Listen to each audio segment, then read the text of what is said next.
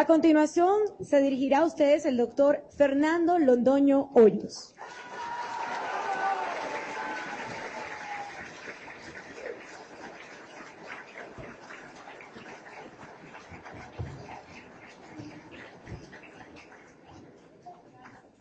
Señor doctor Álvaro Uribe Vélez, presidente de la República de ayer, de hoy, de siempre.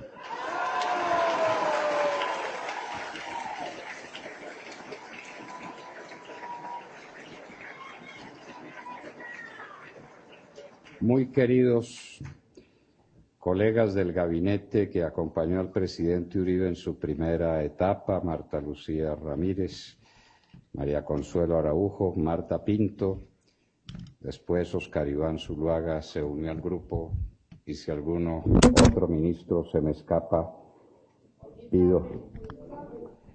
Carlos Holguín Sardi. Bueno, no fue mi compañero de gabinete, pero cuando yo lo veía con los goditos ahí organizados, decía, este proyecto salió. Doctor José Obdulio Gaviria, presidente del Centro de Pensamiento Primero Colombia.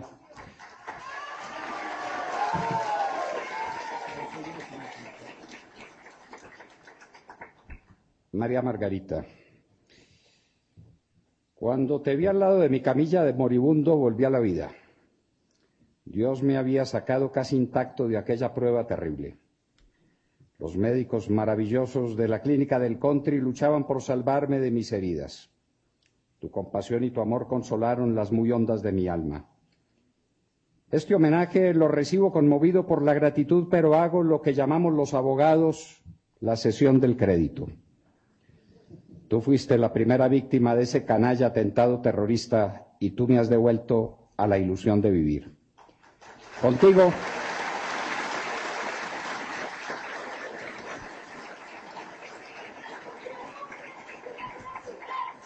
con la presencia angustiosa de mamá en mis pensamientos y el gesto de asombro y de fe de Tatiana, se completó el milagro del momento.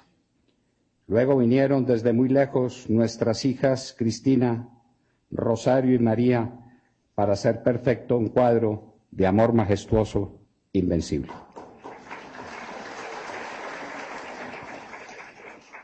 Te preguntarás por qué no cito a Fernando. Lo entenderás. Con él mi relación era distinta. Su presencia viva en la distancia era un compromiso. Cuando creía desfallecer, recordaba que el padre de un oficial del Ejército de Colombia no tiene permiso para claudicar ante el enemigo o el infortunio.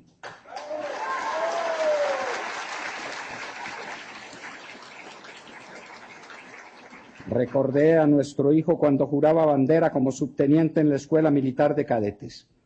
Y repasé tantas horas angustiosas que tú y yo vivíamos cuando sabíamos que había entrado en combate. Yo no podía ser inferior a su fe y a su valor. Valga lo dicho para explicar que este homenaje debe ser para todas las mujeres de Colombia, porque no solo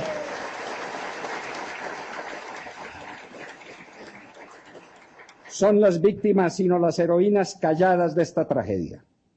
Al lado de cada policía acribillado cobardemente en sus cuarteles por una bomba miserable. Al lado de cada joven soldado destrozado en el campo por una mina que plantó algún despreciable terrorista. Al lado de cada oficial del ejército condenado inicuamente por un juez que prefirió la política a la justicia.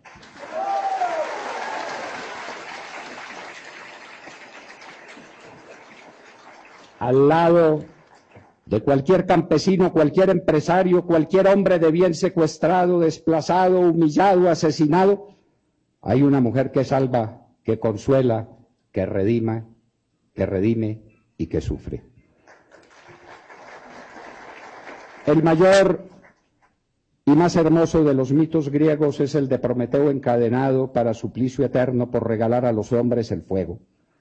Ninguna imagen más alta, más grandiosa, más imponente que la de ese titán que sufre en silencio por hacer menos amarga nuestra vida. Pero es incompleta. Grecia no supo hacer plena la tragedia de la redención. Jesús cambió el mundo desde la cruz. porque al lado de su patíbulo afrentoso estaba María, la figura de la mujer que resplandece en el dolor, en la que salva.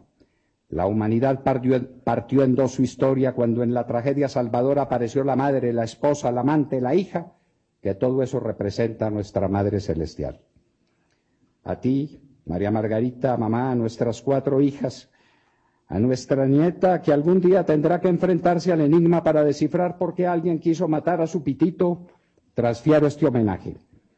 Pero con ustedes, a todas las mujeres de Colombia, especialmente a las que han padecido el terrorismo físico y moral, a las esposas y a las hijas de Rosenberg y Ricardo, quienes dieron la vida por cumplir el deber de defenderme, y a todas las que han sentido traspasado de dolor su corazón y luego han hecho el milagro de transformarlo en amor y en esperanza. Es por ellas que Colombia vive y por ellas que un día muy próximo quedará redimida de sus culpas.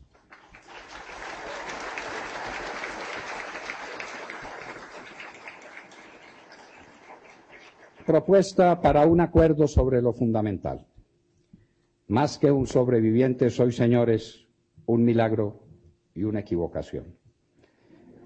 Los expertos en combatir el nuevo arte de matar, que esos son las bombas en uso, están todos de acuerdo en que no hay ninguna explicación técnica para que de la camioneta que me conducía hubiera salido alguien con vida, y mucho menos en condiciones que hoy, menos de 2 meses después del atentado, me permitan estar con ustedes compartiendo estas reflexiones.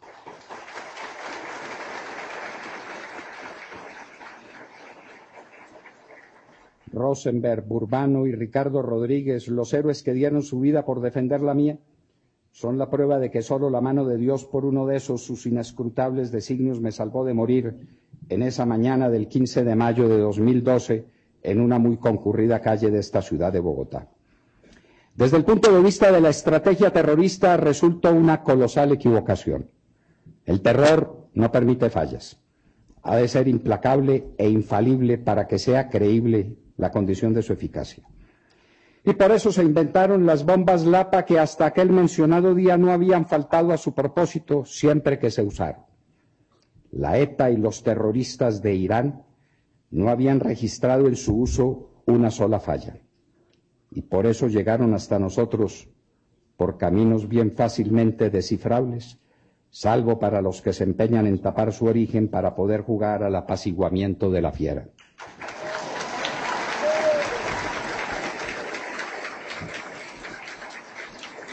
Me he preguntado muchas veces si solo sobreviví para ser un testimonio del poder de Dios y tal vez para decir lo que muchos quisieran callar, porque el más deplorable efecto del terrorismo es el miedo que causa, que se convierte en su razón de ser.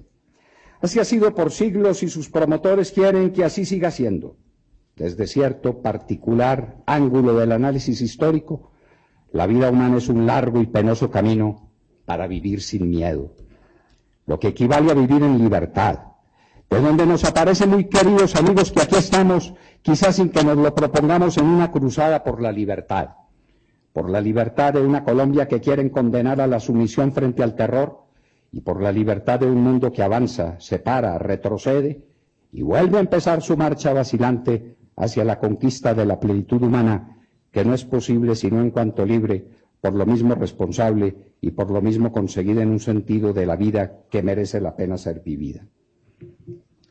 El terror en la historia reciente de Colombia.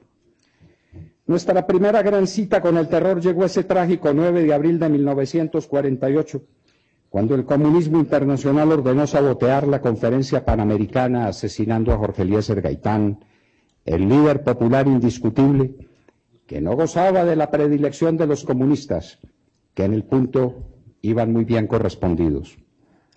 Para cumplir esa misión llegaron a Bogotá unos miembros de la Juventud Comunista Cubana, a cuya cabeza marchaba un tal Fidel Castro Ruiz. Gaitán murió asesinado y el terror cambió el curso de nuestra historia, pero consiguió lo que buscaba sin que lo propusiera expresamente, sumirnos en un lodazal de odios irrazonables y salvajes que compusieron lo que llamamos siempre, con la esperanza de mantenerla en el olvido, la época de la violencia. No hay para qué repetir por demasiado conocidos y también por irrelevantes los hechos que desembocaron en el Frente Nacional, en mi opinión modesta pero firme, de que fue esa la mayor operación política de la historia colombiana en el siglo XX. Fidel Castro llegó a La Habana triunfante el 3 de enero de 1959, empujado por los excesos de la dictadura de Batista y por la intuición muy poco afortunada del gobierno de los Estados Unidos. Y después de poner en marcha el paredón y de consagrar su revolución al marxismo-leninismo, se dedicó a propagarla. Y Colombia fue su primero y fundamental objetivo. Ese ha sido nuestro triste destino en la materia, ser los primeros en la concupiscencia de los terroristas. La primera oleada de terror cubano, que consistió en armar como guerreros redentores a los viejos bandoleros de la violencia, cesantes para entonces por el Frente Nacional, se estrelló contra el corazón indómito de Guillermo León Valencia.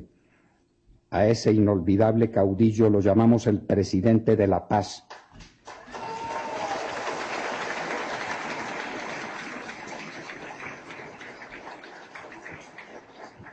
Prueba plena de que el coraje no es incompatible con la paz.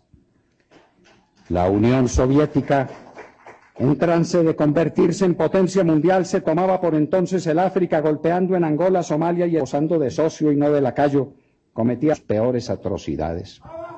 Con la pesadumbre o el honor de ser decisivo para el equilibrio mundial. Por eso, la Unión Soviética nos miró con ojos de odio y de concupiscencia, terrible mezcla, y como además no quería olvidar la humillación de los misiles de 1962, nos armó otra vez las FARC y nos organizó el ELN, el EPL y el M-19, el último regalo terrorista del comunismo para Colombia. Julio César Turbay Ayala le hizo frente al terror marxista de su tiempo y lo derrotó. Por eso no hay perdón para su memoria, porque los vencidos suelen tenerla excelente. Y los terroristas de escritorio y pluma en eso de guardar memoria son mejores que sus asociados de fusil y bomba. Belisario Betancur, que no era liberal como Turbay, tenía un corazón que la superaba en mucho. Y creyó que los gestos magnánimos, la grandeza espiritual, la fuerza de los ideales bastan para derrotar terrorismos. Y se apuntó a la carta de la generosidad, recibiendo a cambio de unos la toma del Palacio de Justicia, que tenía el propósito de someter a juicio político al propio presidente, y de frentes que organizaron las FARC en aquellos años dolorosos. Virgilio Barco fue todo un varón, y no se amilanó ante el enemigo mortal de la sociedad colombiana que apareció horror y muerte. Hablo, por supuesto, del narcotráfico, que ya había hecho su entrada triunfal en la política colombiana por las puertas del Palacio de Justicia, de la mano de los que hoy son dueños de una buena porción del poder en Colombia.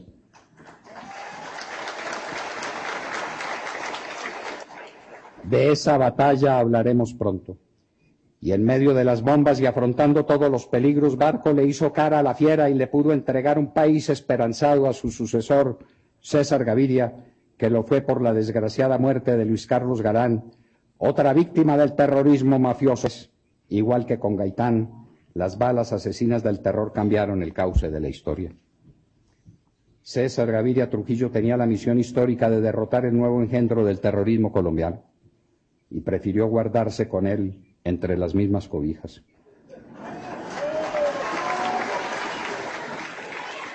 La claudicación frente a Pablo Escobar es uno de los episodios más tristes de la historia colombiana. Escribir para su beneficio un nuevo código de procedimiento penal e inaugurarle un sistema carcelario inédito en el mundo es la antihéroe, es el tributo que la cobardía le rindió al delito. Desde la catedral,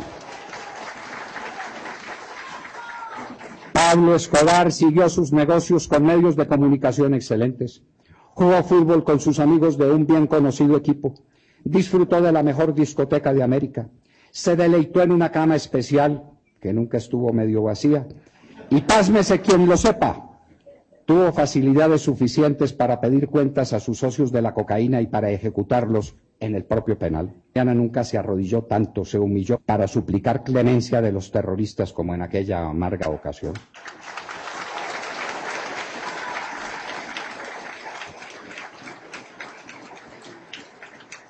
No vuelva a recordar que Gaviria también quiso ser campeón de la paz con las FARC. Es una vieja idea, bien se ve, y solo logró fortalecerlas hasta un extremo de posiciones. Los pobretones, esos ejércitos que desafiaban el régimen y enfrentaban nuestras tropas. El terror cambia de visión y de magnitud. La combinación de las formas de lucha financiada por la cocaína y dirigida por los que se hacen llamar intelectuales progresistas inauguró su marcha triunfal en la historia de Colombia. Y juzgo que no todo por maldad, sino por la loca ambición de poder que si cabe en el alma de los grandes hace estragos en la de los mediocres.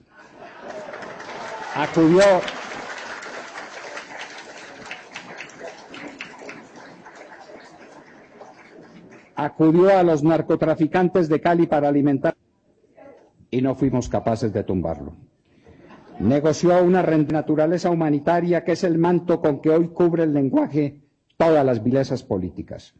Y al final nos dejó un país repleto de cocaína que se puede medir con la cifra que sin pudor se publicó de los campesinos que vivían al servicio de la industria cocalera, 300.000.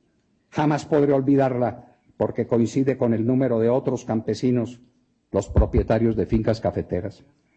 El terror con Samper se tomó literalmente el poder y desde entonces la sociedad colombiana no sería la misma. Mientras nuestro ejército caía vencido en Patascoy, Puerre, Las Delicias y otras batallas infames, los dueños de la cocaína, siempre socios fieles de la guerrilla, se tomaban la República, o lo que quedaba de ella. Y faltaba el Caguán. Para el despeje, un territorio igual al de varias naciones europeas. Sin despeje, el resto del país.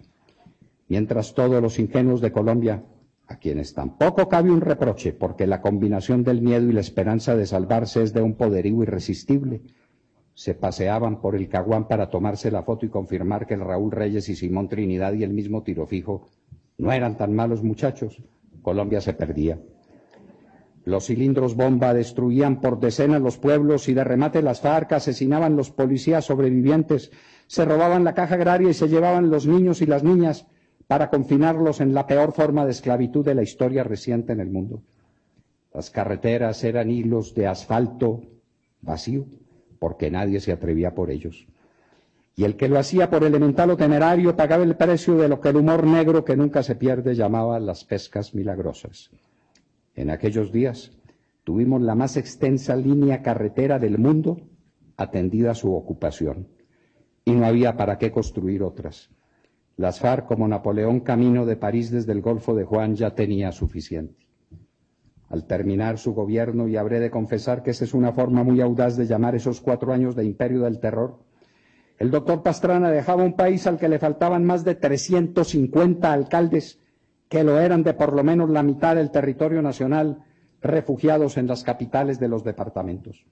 Como es obvio, los alcaldes se habían ido con los secretarios, los escribientes, el personero y el juez. La autoridad había desaparecido. Mejor dicho, las FARC eran el poder real en esa media Colombia. Faltaba la otra media. El mono Jojoy había dicho en un discurso a sus tropas que acaso filtraron a propósito que la cita de encuentro sería en las ciudades. Y para enfrentarlas, un ejército humillado en el Caguán y sin recursos para comprar un galón de gasolina. El ministro de Hacienda del gobierno que hacía tránsito y cuyo nombre acabo de olvidar, había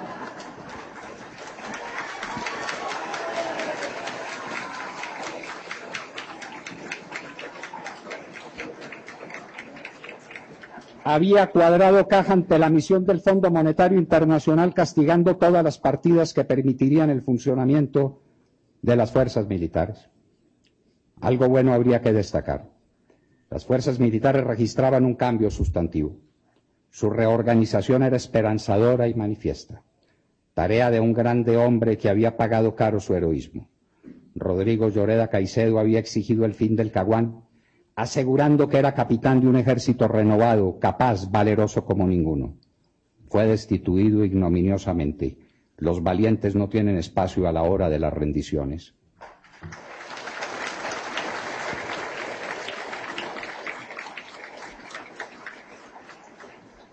En los meses inolvidables irrumpe en la historia Álvaro Uribe Vélez. En los meses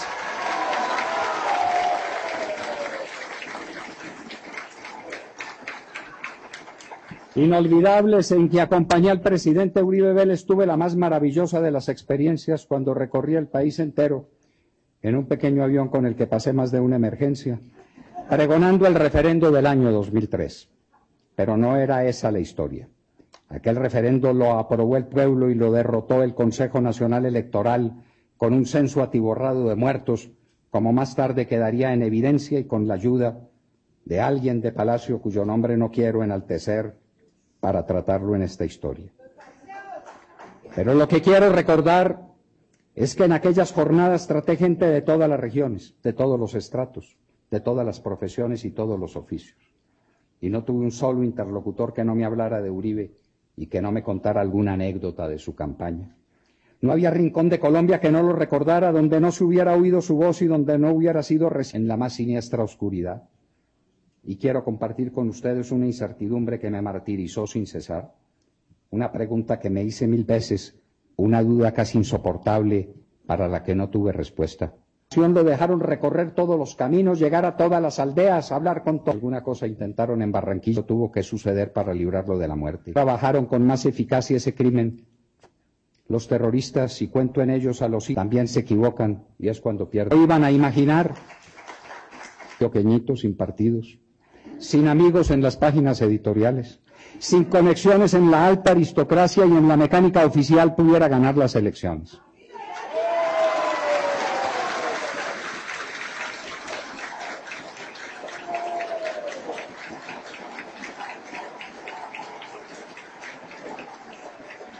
Para fortuna de Colombia, Serpa parecía elegido y Uribe destinado a un melancólico tercer o cuarto puesto en la contienda.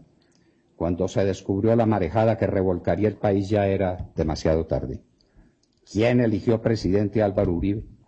Descartados todos los poderes formales, no queda sino una respuesta posible. A Uribe lo eligió la gente. Lo que no parece tan grave ni tan sorprendente. Pero peor que todo eso, gobernó con la gente y para la gente sin que le gastara un segundo a las encuestas, ni le emponzoñaran el alma a las diatribas de los columnistas. Y tenía libre para sortear esos desafectos. Uribe no leía los periódicos de la capital, no oía la radio de la capital, ni veía los noticieros de televisión.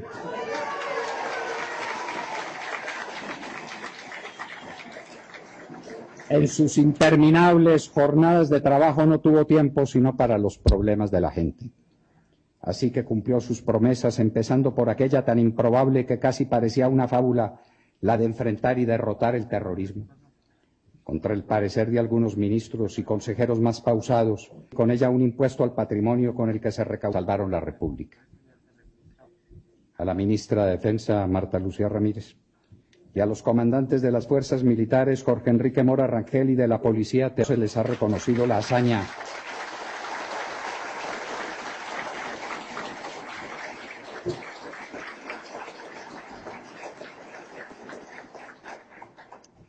No se les ha reconocido la hazaña de armar en un año 100.000 hombres que se sumaron a las tropas existentes, de poblar de policías y soldados campesinos los 168 municipios de Colombia donde no había un solo agente, de reconquistar las carreteras para el pueblo, de traer la seguridad a los campos, de proteger las ciudades contra la amenaza terrorista y de poner contra la pared a los narcotraficantes de todos los. Sacar sus méritos, debo recordar que los comandaba pendiente de cada detalle, firme en cada encrucijada, prudente pero inconmovible en cada paso que se daba, el presidente Álvaro Uribe Vélez.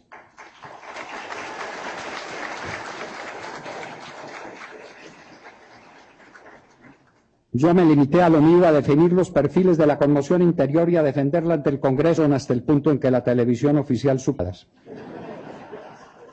Fue ante esa evidencia de un mundo nuevo, de un estilo nuevo, de una política nueva, cuando se diseñó una manera nueva de hacer terrorismo. No solo inauguré las bombas Lapa, también la miserable persecución contra los amigos del presidente. Un procurador de cuyo nombre tampoco quiero acordar, pues que quiso poner en la calle a los Rodríguez Orejuela, los peores criminales que andaban por el mundo en aquella época.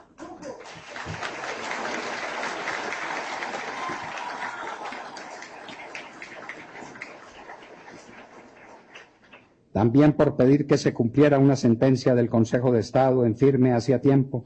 He sido abogado 7 años atrás y que disfrutaba de la mora del Estado y 4,5% anual en dólares.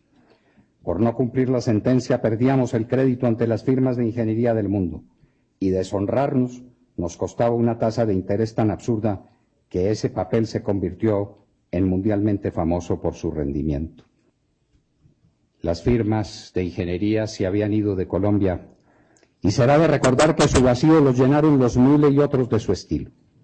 Para quien se interese por el dato, tengo acciones interpuestas ante el Consejo de Estado contra los actos en mi contra y mis casos están en la sala plena para fallo hace 5 años.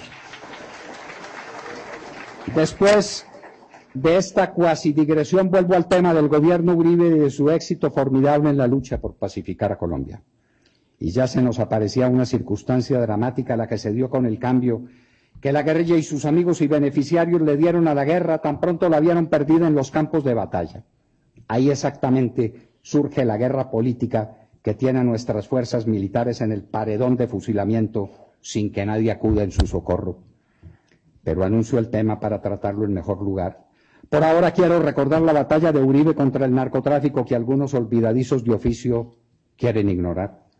Álvaro Uribe sostuvo siempre que el narcotráfico era el combustible que alimentaba todas las guerras y a derrotarlo dedicó sus mejores energías.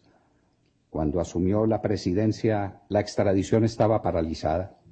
Como ministro le di nueva vida y firmé con el presidente más de 150 órdenes de extradición que demostraron la inequívoca decisión del gobierno de derrotar la cocaína y de darle un nuevo aire a las relaciones con los Estados Unidos.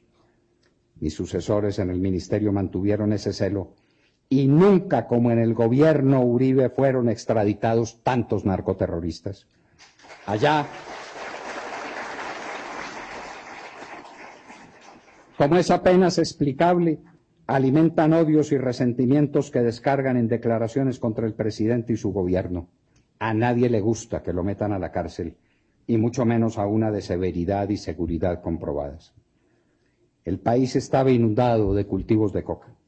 Entre el 2002 y finales del 2003 las fumigaciones fueron tan eficaces que rebajamos el inventario de sembrado en producción de 145.000 hectáreas de hoja de coca a un poco más de 70.000. Los narcotraficantes cometen todos sus crímenes por la plata, pues por orden del presidente resolvimos quitársela. La ley de extinción de dominio es considerada la más avanzada del mundo contra el lavado de activos y los Estados Unidos la promueven como modelo en varios países de la región. Nunca supe por qué el actual gobierno resolvió castrarla como lo hizo y mandarla al cuarto de San Alejo. Este gobierno, tan interesado en agregarle al Estado tantas consejerías, agencias y ministerios, solo ha eliminado una institución, la Dirección Nacional de Estupefacientes. No deja de ser un dato bien curioso. El Consejo Nacional de Estupefacientes revivió de sus cenizas. Los 6 ministros que lo componíamos nos reuníamos sagradamente los últimos viernes de cada mes a primera hora de la mañana, siempre en la compañía del procurador, el fiscal, el director del DAS, el comandante de la policía, y con invitación permanente al comandante de las fuerzas militares, al del ejército, la armada y la fuerza aérea. El Consejo diseñó y mantuvo una política antidrogas armónica, dura, eficiente. Lástima que todo aquello desapareciera. Pero la mayor injusticia histórica contra el presidente Uribe es la de señalarlo como contemporizador con el narcotráfico con cualquiera de los grupos que lo promovían. Nadie fue tan eficaz en la lucha contra las drogas, ni nadie tan convencido de que ahí residía el secreto de la guerra. Para los que tengan dudas, podrán despejarla en la bitácora de aquella campaña, las actas del Consejo, que como secretario y director de estupefacientes llevaba el señor coronel retirado Luis Alfonso Plazas Vega.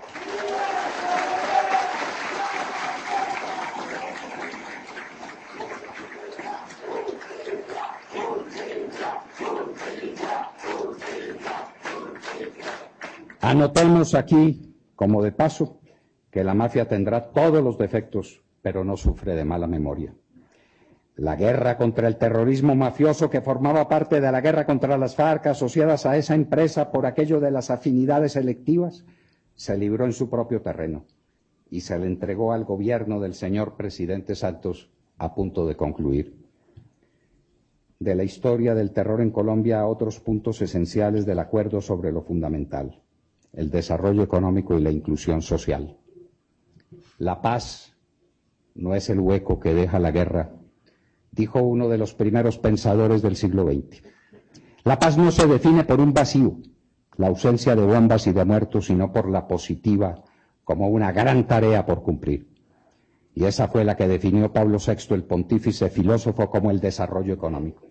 Ese, dijo, es el nuevo nombre de la paz, y con cuánta verdad y autoridad soltó esa sentencia en su encíclica inmortal La Populorum Progressio. La pobreza no se acaba con regalos ni regalitos para quienes la sufren. Se acaba con oportunidades, que son hijas de condiciones en las que cada uno pueda encontrar su destino en un ambiente de crecimiento, de expansión, de generación de puestos de trabajo.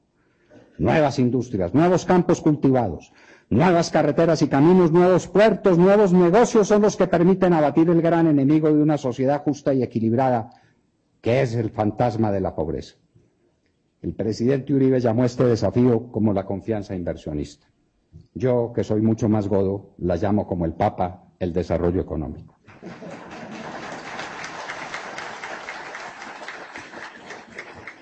¿Quién puede estar en desacuerdo? ¿Acaso el que piense que somos suficientemente ricos y que con repartir lo que tenemos acabaremos posible que queden esos insensatos por el mundo? En un libro glorioso de plena vigencia, 3 de los más grandes escritores latinoamericanos, perfecto idiota latinoamericano. Pero no vamos a la polémica, sino a la unión. Y la creemos sincera, auténtica y profunda, si en esta materia invitamos a acordarnos sobre lo sustantivo, a saber que para alcanzar la meta de redimir a tantos que se debaten en la pobreza, la única fórmula posible es la de proponer como la más alta meta de nuestra sociedad esta del desarrollo económico. Solamente en un país que crezca por encima del 5% anual lograremos metas sostenibles de enriquecimiento colectivo y posibilidades reales de lo que el mismo Uribe llamó la inclusión social. Para hablar de ella seriamente, habremos de empezar por la educación que dejó Uribe casi en cobertura total, pero quedaba, y todos lo sabíamos, el gran desafío del salto cualitativo. De una educación básica que llegue a todos, es el gran reto pasar a una educación abierta hacia lo que es creativo y productivo. Claro que necesitamos filósofos y escritores y sociólogos y psicólogos y juristas, pero sin técnicos y tecnólogos, sin ingenieros de todas las especialidades, sin matemáticos de alta escuela, seguiremos vacilando entre el miedo a la competencia y todas las formas del proteccionismo, un complejo de inferioridad en la más alta escala. Andrés Oppenheimer dejó en su libro Cuentos chinos expuesta la cuestión con contornos dramáticos.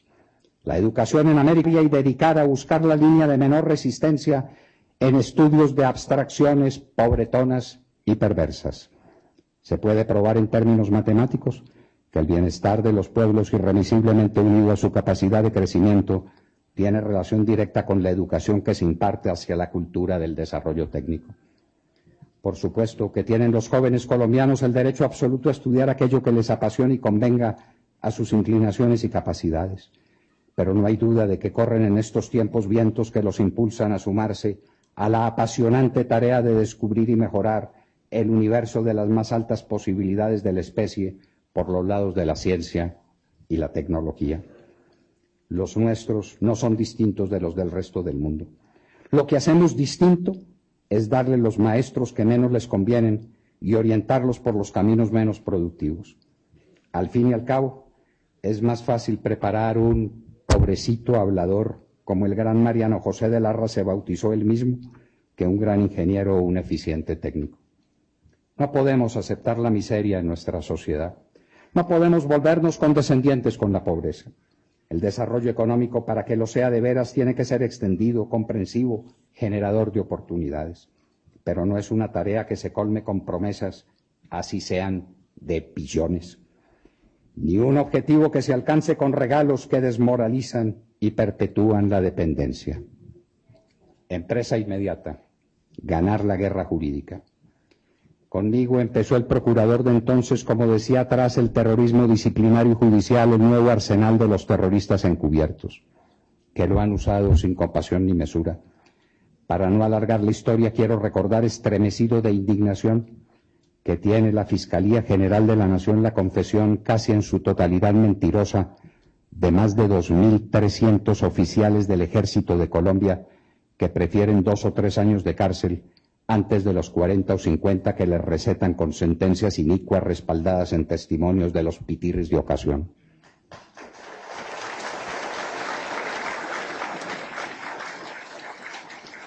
El negocio es buenísimo. Los colectivos de abogados, de cuyos nombres perdí el rastro con la bomba, se inventan los testigos sobre hechos que ocurrieron hace años, lo suficientes para que nadie tenga memoria fresca, ni documentos en orden, ni testimonios aprovechables. Los abogados encuentran a los padres de los guerrilleros muertos, todos suelen tener papá y mamá, los declaran a todos campesinos que lo son sin duda alguna y consiguen en el mercado los testigos que mientan, la más abundante y barata mercancía que se trafica en el mercado de las conciencias en Colombia. No faltan sino el investigador de la vieja escuela de cierto fiscal, cuyo nombre no puedo rescatar de mis nuevos olvidos y de cuya cercanía con las FARC tampoco quiero acordarme, y un juez convertido a la política está hecho. Bueno, casi todavía queda manca, siendo la condena indemnizatoria muy pobre. Es mucho más generosa y ahí se completa el menú de la guerra jurídica contra el Ejército de Colombia y de la guerra política contra el Estado que ni sabe ni quiere defenderse. El contribuyente colombiano paga y nadando en billones, como nadamos, no hay para qué escatimar dólares. El presidente Uribe ganó una guerra que ahora estamos perdiendo. El presidente no dejaba días sin hablar con los comandantes de las divisiones y las brigadas y los batallones para preguntarles y exigirles. Ahí nació un espíritu de lucha que nos llevó a la victoria. Ahora dicen los quintacolumnistas que todo aquello fue una explosión de falsos positivos, lo que supone un milagro de la lógica. Nuestro ejército, matando campesinos inocentes, destruyó a las FARC. Las redujo de 30.000 a 6 o 7.000, que serían sus efectivos de ahora. Paralizó y derrotó sus milicias de apoyo. Les arrebató los territorios, las desarmó. Metió a los que quedaban en las guaridas que hoy menciona el presidente Santos cuando quiere hacerse dueño de la victoria y olvidar la derrota que padecemos en sus manos. Los colombianos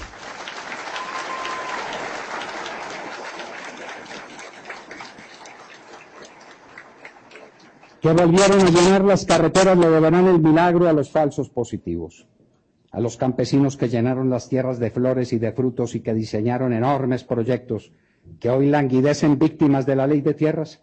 Será menester aclararles que las FARC no han dejado de extorsionarlos y secuestrarlos, sino que todo fue el efecto de una impresión de paz, que ahora se ha vuelto una pesadilla de guerra como resultado del mismo proceso psicológico de lo imaginario, solo que operando al revés. Si Dios me concediere vida y licencia, algún día podré contar los dramáticos casos que conozco de injusticias monstruosas cometidas por fiscales y jueces contra militares nuestros. Ahora, cuando el tiempo de ustedes no permite mayor extensión de estas ya largas reflexiones, apenas quiero tocar, por ejemplarizante y demostrativo, el caso del Palacio de Justicia. El M-19, liberado de las cárceles por el corazón inagotable del presidente Betancur, entró en alianza con Pablo Escobar. Esa amistad era vieja y quedan de ella rastros elocuentes de la época en que 2 miembros destacados de la jefatura de aquella guerrilla se apostaban con Escobar en Nicaragua para dispararle a los ingresos de los envíos de cocaína a los Estados Unidos. De esa hazaña hemos visto fotos y leído todos los relatos que recomponen esa parte de la historia narcopolítica del M-19. Pues decía que se construyó la asociación que a las 2 partes convenía. A la mafia para destruir el proceso constitucional que declararía legítima la extradición de delincuentes colombianos a los Estados Unidos y de paso para asesinar a los magistrados que tenían el arrojo de enfrentar a esa caterva de bandidos, la que ellos mismos bautizaron como los extraditables. Y al M-19, nada menos que para someter a juicio político al presidente Betancur, condición sine qua non para no asesinar las Cortes. Lo que pasó después del asalto es demasiado sabido para repetirlo. Nos limitaremos a recordar que el presidente consideró intolerable el chantaje y dio la orden de recuperar el palacio y salvar por las armas a los secuestrados. La operación militar la dirigió la brigada que comandaba el general Arias Cabrales y participaron en ella los batallones de artillería y caballería apostados en Bogotá.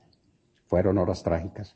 Los salvajes que atacaban, muy probablemente estimulados con la mercancía que expandía por tonelada su socio Escobar, y dotados con armamento ultramoderno, se dedicaron a resistir y asesinar a sus cautivos. Las tropas terminaron victoriosas, salvaron centenares de inocentes, dieron de baja casi todos los asaltantes y le devolvieron a la nación su tranquilidad y su decoro. Aquellos soldados regresaron a sus cuarteles como vuelven los héroes después de la victoria, en una apoteosis de lágrimas y pañuelos blancos lanzados al viento por los colombianos agradecidos, orgullosos y conmovidos. Los jueces desarrollaron un ímprobo trabajo y lo culminaron condenando a los autores y dejando para la posteridad perfectamente clara aquella historia trágica y gloriosa. Pasaron los años y las supuestas víctimas de supuestas desapariciones se lanzaron a la carga. Las comandaba un personaje muy particular. Era un militante del M-19, capturado cuando ejecutaba un secuestro y portaba armas de policías asesinados días atrás. Su hermana era una de las desaparecidas, cuyo cadáver está perfectamente localizado, pero no importa. A la fiscalía y a los jueces esos detalles los tienen sin cuidado. Así que después de los procesos más infames de que se tenga noticia en Colombia, cuya primera víctima ha sido la verdad y la segunda la justicia, terminaron condenados el general Arias Cabrales y el coronel Luis Alfonso Plazas Vega, comandante de las tropas mecanizadas que entraron al palacio y salvaron la República. Quedan otros oficiales esperando turno para la condena, y el Tribunal de Bogotá alineó su sentencia con la orden dirigida al Ejército Nacional para que en la Plaza de Bolívar de Bogotá pida perdón a Colombia y, por supuesto, a sus presuntas víctimas. Entre ellas figurarán varios de los miembros del M-19, o así decirlo, como repiten los franceses en una expresión tan coloquial como graciosa. Y así queremos ganarle la guerra al terrorismo, con guerreros abandonados, humillados, despedazados con las torturas de la injusticia y el deshonor, que no hay otras mayores, extraditados de la Constitución política que consagra una justicia penal militar que es hoy el rey de burlas de esta afligida nación, sin defensa judicial digna y seria a cargo del Estado, como la prometió en campaña el olvidadizo hoy presidente Santos.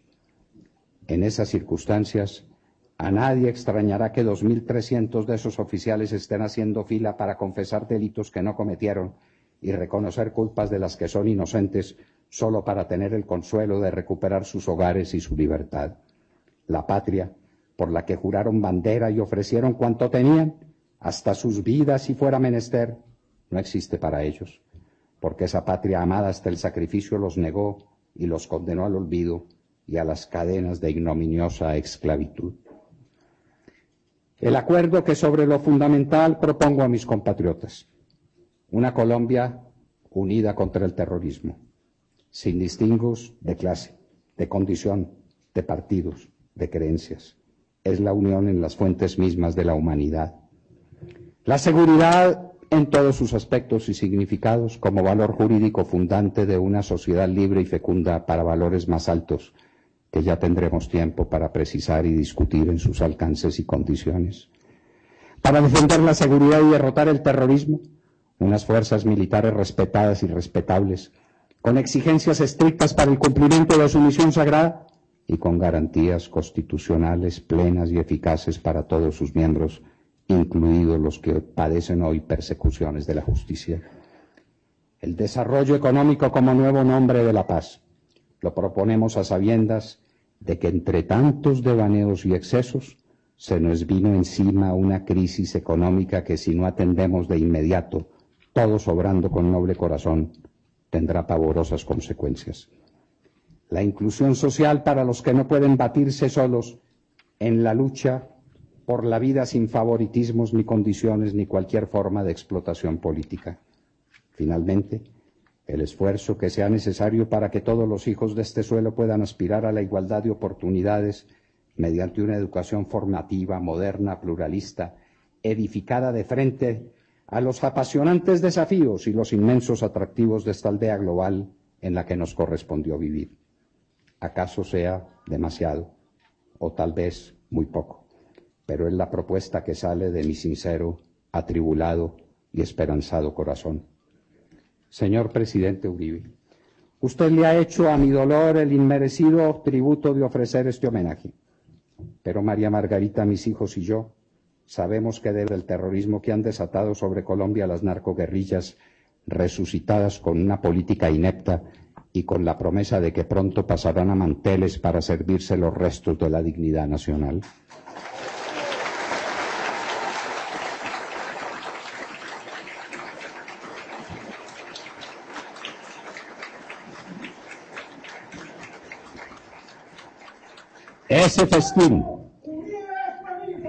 Ese festín se hará en una mesa de conversaciones en las que los terroristas se convertirán en jefes y legisladores. Así ha ocurrido siempre cuando negociaron los que para apaciguarlo entregaron todo, empezando por el honor.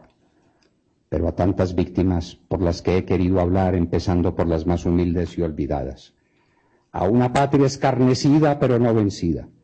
Y a la esperanza de 46 millones de colombianos que pueden morir pero no rendirse, les queda a usted, su palabra, su ejemplo y su consejo.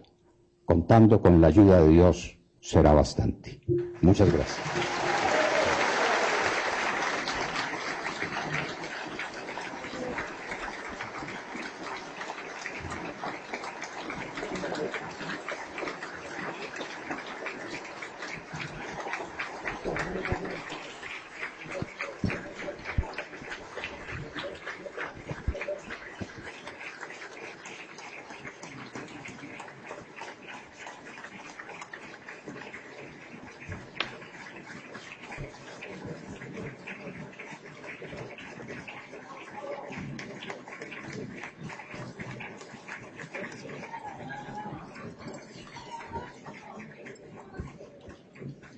Gracias al señor expresidente de la República, doctor Álvaro Uribe Vélez, a la Fundación Centro de Pensamiento Primero Colombia, a la Fundación Internacionalismo Democrático y, por supuesto, al doctor Fernando Londoño Hoyos. A todos ustedes, los presentes, muchas gracias por compartir, por venir a este gran homenaje. Gracias a todos.